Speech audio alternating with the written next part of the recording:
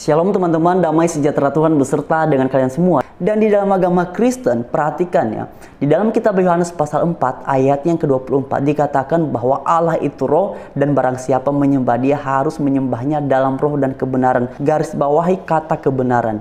Penyembahan atau kegiatan peribadatan yang dilakukan di dalam agama Kristen itu bukan sembarangan, maka yang dilakukan dalam kebenaran. Jadi bukan suka-suka hatimu.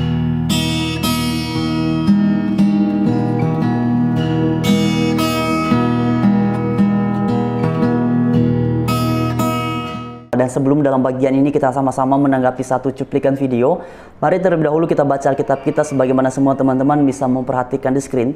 Terdapat dalam kitab Efesus pasal 2 ayat 19 sampai ke 20 dan saya berharap teman-teman bersedia membaca bagian ini bersama-sama dengan saya.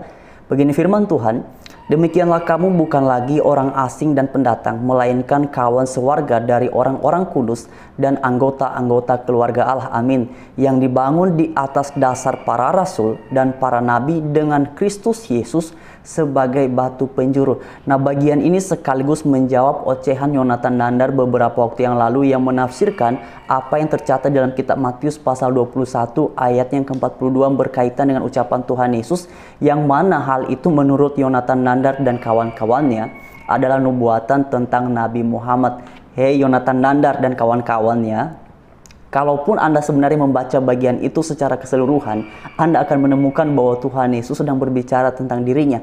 Tetapi tidak apa, di dalam bagian ini, Efesus pasal 2 ayat yang ke-20 kembali ditegaskan bahwa batu penjuru yang dibicarakan di dalam Alkitab itu bukan tentang nabi yang lain, tetapi merujuk kepada Tuhan Yesus sendiri. Dan bagi Anda yang masih percaya dengan ocehannya Yonatan Nandar, silakan Anda baca bagian ini. Nah, sekian teman-teman, sekarang mari kita dengarkan satu cuplikan video, dan sebenarnya ini merupakan kelanjutan dari dua video sebelumnya karena masih ada saja orang-orang yang nggak percaya, dan mari kita tuntaskan pembahasannya dalam bagian ini. Di situ belum ada rasa masuk Islam, tambah bingung. Jadi tambah bingung, gak masuk akal ya kan, kayak dongeng kalau lama-lama dipelajari Islam itu. Lama-lama kayak dongeng, belum ada kejadian nyatanya, tapi lama-lama ya mungkin kuasa Allah kan emang udah ditunjukin jalan. Akhirnya saya beranikan diri untuk syahadat. Nah, jadi tiba waktunya teman Ana ini punya teman Ustadz, langsung disyahadatkan oleh beliau. Nah, kebetulan rumahnya itu cuma beda gang doang sama Bang Kalipa itu. Ya kan, Bang Kalipa beda gang. Ya udah, tukar pikiran juga sama Bang Kalipa itu. Kau enak masuk Islam katanya. Langsung dihapus semua dosamu kayaknya. Kayak pom bensin lah kira-kira, dia mulai dari nol katanya kan. Nah, di situ agak tergerak hati saya. Yang tertarik itu sebenarnya kalau pribadinya itu Bang, Islam itu indah gitu. Indah, maksudnya indah dalam kata kepada Allah itu sangat takut gitu. Dari cara menyembah Tuhan itu enggak mengada-ngada gitu. Emang Tuhannya enggak kelihatan gitu. Kalau kita belajar agama itu, mungkin ya agama yang diresmikan di Indonesia ada 5 gitu. Semuanya itu ada bentuk Tuhannya sendiri. Cuma Islam sendiri yang enggak ada bentuknya gitu. Kok aneh gitu kan? Kok semua agama ada kecuali Islam. Di situ saya tertariknya, dan sholatnya juga Bang. Sholatnya gitu. Nah, sholatnya ya kalau kita punya keluarga, kita pulang ke rumah itu sering-sering bertemu keluarga. Ketika kita beribadah 5 kali sehari, berarti kita taat kepada Allah. Di dalam Kristen cuma sekali seminggu.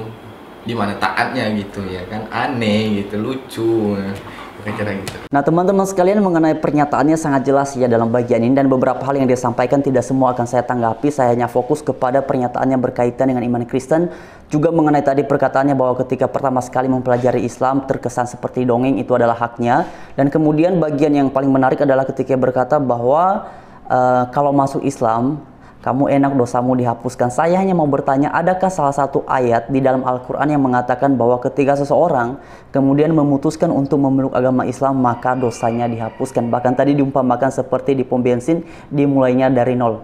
Bagi teman-teman yang beragama Muslim, yang beragama Islam, silakan menjawab dan saya menanti jawaban dari Anda. Kemudian teman-teman sekalian, berkaitan tadi katanya bahwa bagaimana bisa orang-orang Kristen itu disebut taat kepada Allah, toh beribadahnya saja hanya 1 kali dalam seminggu. Dia membandingkannya kalau dalam agama Islam itu sholatnya 5 kali sehari. Hei kamu dengar ya, inilah sebabnya di video kemarin saya sebut bahwa orang ini sangat tidak mungkin berasal dari agama Kristen. Karena kemarin dia menyampaikan bahwa di dalam agama Kristen itu yang disembah adalah patung, dan kemudian dalam bagian ini ia juga mengatakan bahwa peribadatan orang Kristen itu hanya dilakukan 1 kali seminggu, tepatnya pada hari Minggu. Ini menunjukkan bahwa Anda ini memang sangat tidak mungkin berasal dari agama Kristen. Buktinya apa yang Anda sampaikan berkaitan dengan iman Kristen itu tidak ada benarnya. Di dalam agama Kristen, peribadatan itu memang benar dilakukan 1 kali seminggu di gedung gereja, tetapi bukan berarti bahwa kegiatan peribadatan agama Kristen hanya terbatas di situ saja. Kemarin saya sudah sempat menyampaikan bahwa di dalam kitab Roma pasal 12 ayat 1 dan 2 dijelaskan bahwa kegiatan peribadatan umat Kristen itu tidak terbatas kepada tempat di mana itu disebut sebagai gereja, tetapi merujuk kepada mempersembahkan hidup sebagai persembahan yang kudus dan yang berkenan kepada Allah. Artinya, apapun yang kami lakukan, kerjakan dalam hidup ini adalah bagian dari kami beribadah kepada Allah. Dan kemudian mengenai kegiatan peribadatan umat Kristen ini, itu tidak hanya berlangsung di gereja, bahkan di gereja-gereja tertentu ada program komsel atau ibadah tengah minggu. Jadi kegiatan peribadatan Kristen bukan hanya dilakukan 1 kali dalam 1 minggu. Dan juga setiap orang Kristen yang rajin bisa berdoa 1 sampai 5 kali atau bahkan sampai 10 kali setiap hari. Tidak terbatas. Dan yang paling unik di dalam agama Kristen, kami tidak diharuskan menghadap satu arah tertentu di dalam hal kami beribadah. Bebas, di mana saja kami beribadah, tempatnya yang penting nyaman, aman, tidak ada gangguan di situ, kami boleh beribadah. Jadi kalau kemudian Anda mengatakan bahwa di dalam agama Kristen itu beribadahnya hanya 1 kali seminggu, bagaimana itu bisa disebut sebagai taat, bahkan Anda menganggap itu sebagai sebuah kelucuan, sebagai sebuah keanehan. Anda yang aneh, pikiranmu yang aneh karena kamu nggak tahu apa-apa tentang iman Kristen. Jadi karena Anda tidak tahu apa-apa tentang iman Kristen, sebaiknya Anda jangan berbicara tentang orang Kristen. Karena Anda ini sangat tidak mungkin berasal dari agama Kristen. Dan bagi Anda yang masih ngoceh sana-sini di kolom komentar berkaitan dengan dia ini, silakan berikan suatu bukti yang valid bahwa benar dia ini berasal dari agama Kristen. Dan kalaupun dia ini misalnya ya berasal dari agama Kristen, dia adalah Kristen yang nggak tahu apa-apa. Dia hanya Kristen sebatas KTP saja, tidak mengerti apa-apa tentang iman Kristen. Dan inilah pentingnya setiap kita yang beragama Kristen untuk sungguh-sungguh mempelajari, mendalami apa yang kita imani di dalam agama Kristen, supaya orang-orang seperti ini, bahkan ketika mereka memberikan ocehan, kita bisa menanggapinya. Sebab kalau kita sekedar tidak setuju, tetapi kita juga tidak punya argumentasi atas ketidaksetujuannya kita, maka ini akan sangat lemah, teman-teman. Terima kasih teman-teman untuk bagian ini. Dan pada akhirnya Tuhan Yesus memberkati kita semua. Haleluya. Shalom.